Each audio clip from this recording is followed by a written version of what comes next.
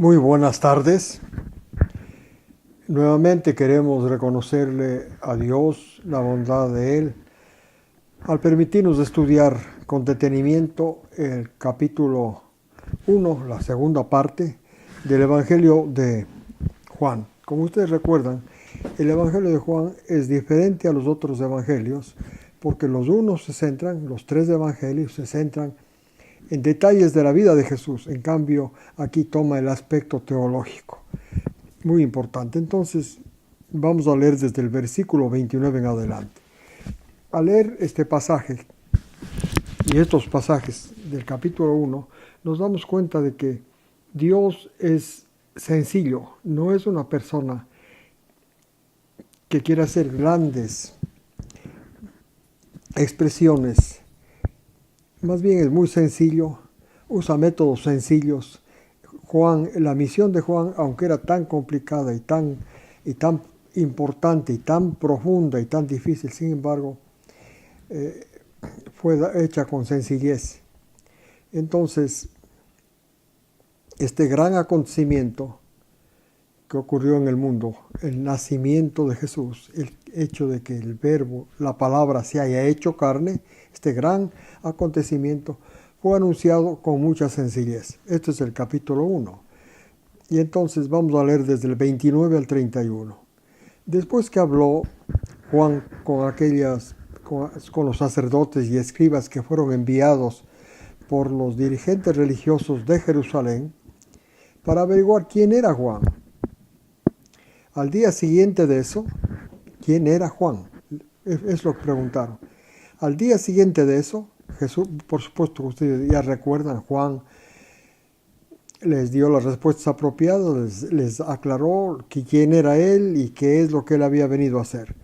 Al día siguiente, dice el versículo 29, Juan vio a Jesús que venía hacia él.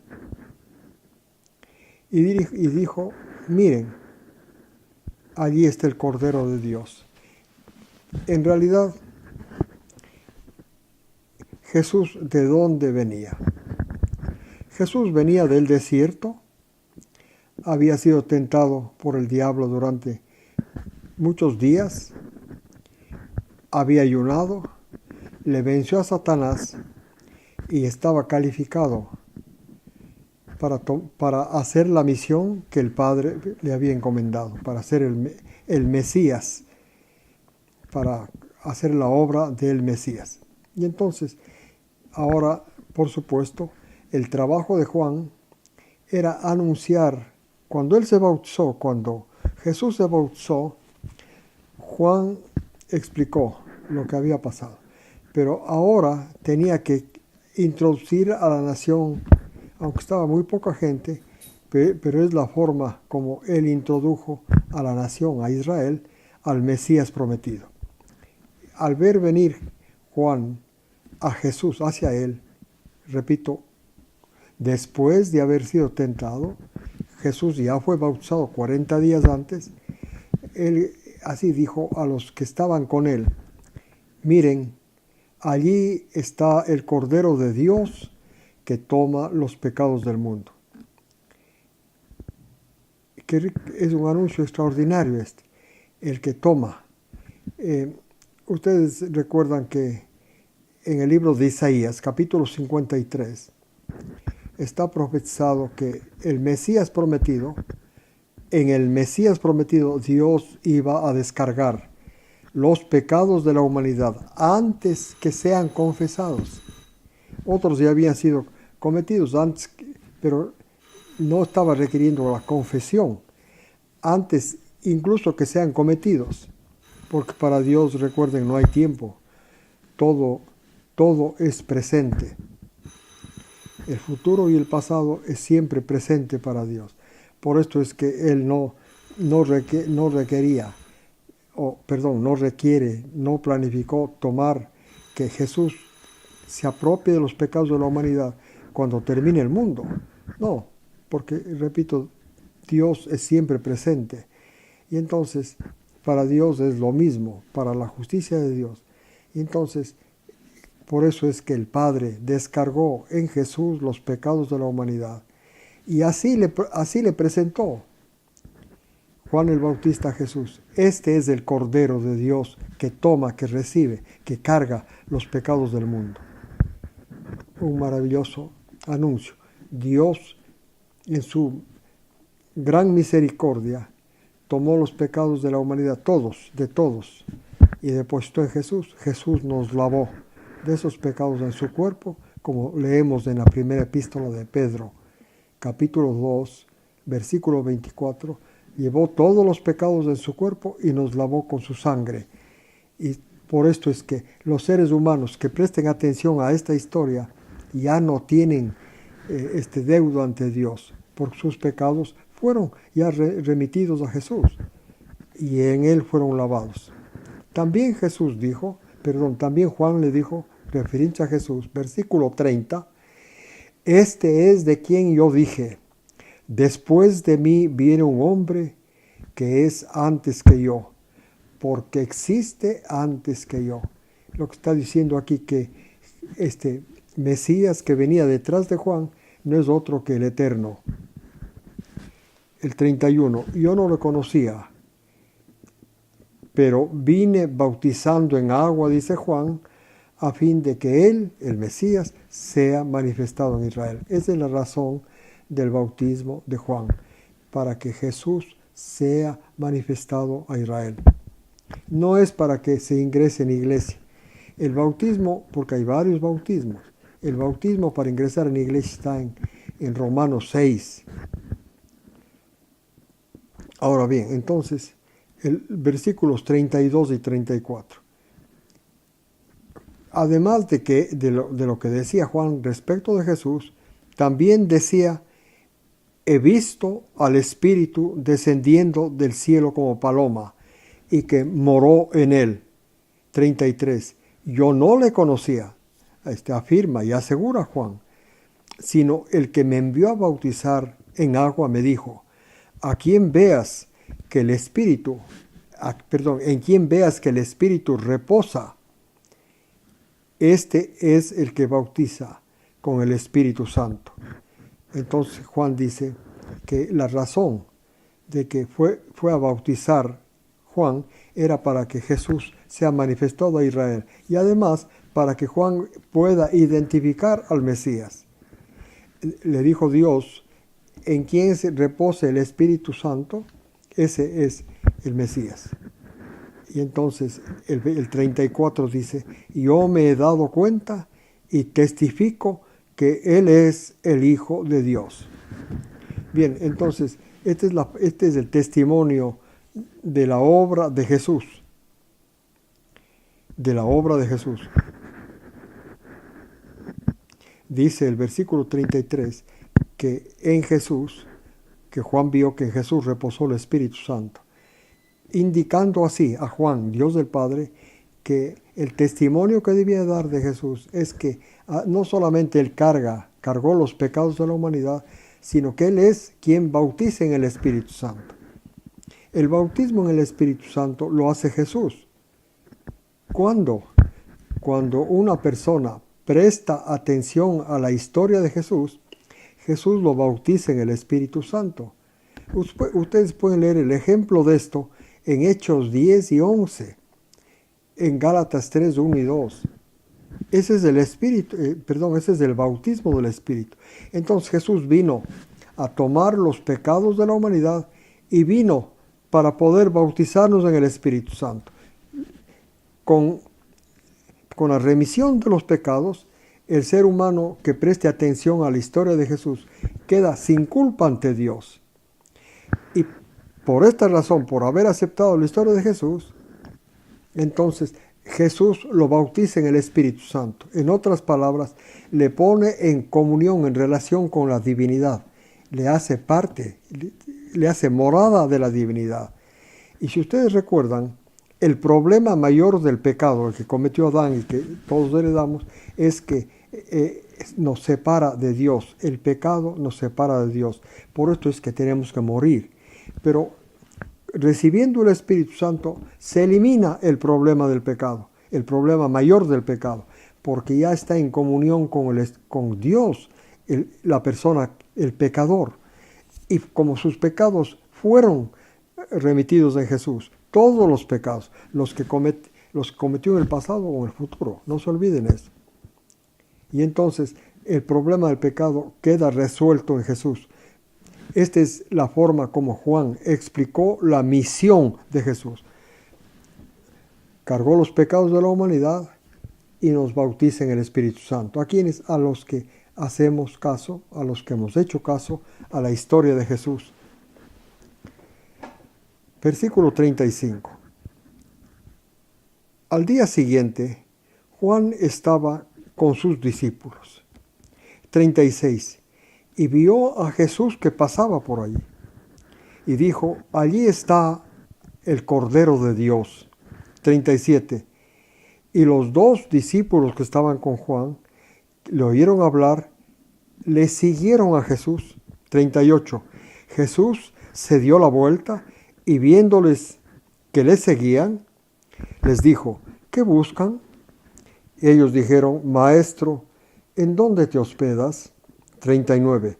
Y Jesús les dijo, vengan y verán. Y ellos fueron y vieron dónde Jesús moraba, y se quedaron aquel día con él, porque eran las 4 de la tarde, que es la hora, corresponde a la hora 10. Versículo 40.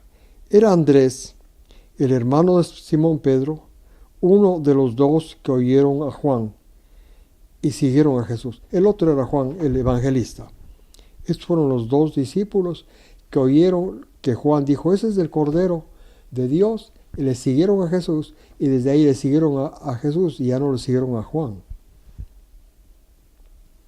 Versículo 41. Y entonces Andrés encontró primero a su hermano Simón y le dijo a su hermano, hemos hallado al Mesías, el que traducido es el Cristo. 42. Y le trajo a Pedro hacia Jesús. Y Jesús, mirándole, le dijo, ¿eres tú, Simón, hijo de Juan? Tú serás llamado Cefas, que traducido es Pedro. 43. Al día siguiente Jesús determinó irse a Galilea. Estaba en la zona de Judea, ¿no es cierto?, donde Juan bautizaba. Determinó irse a Galilea. Y entonces, déjeme, estoy leyendo el 42.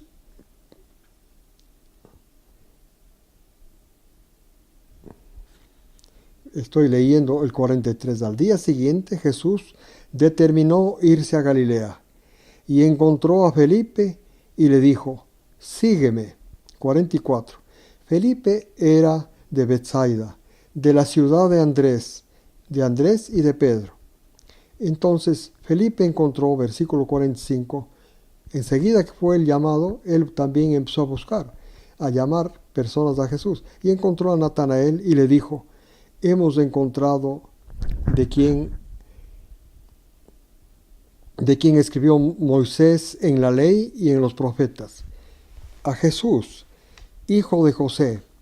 Y entonces Natanael, en el versículo 46, como era criterio general de los judíos, dijo, ¿puede salir algo bueno de Nazaret?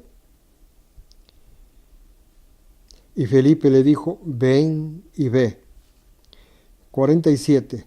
Y Jesús vio venir a Natanael hacia él, y dijo de él, miren a un verdadero israelita, en quien no hay engaño.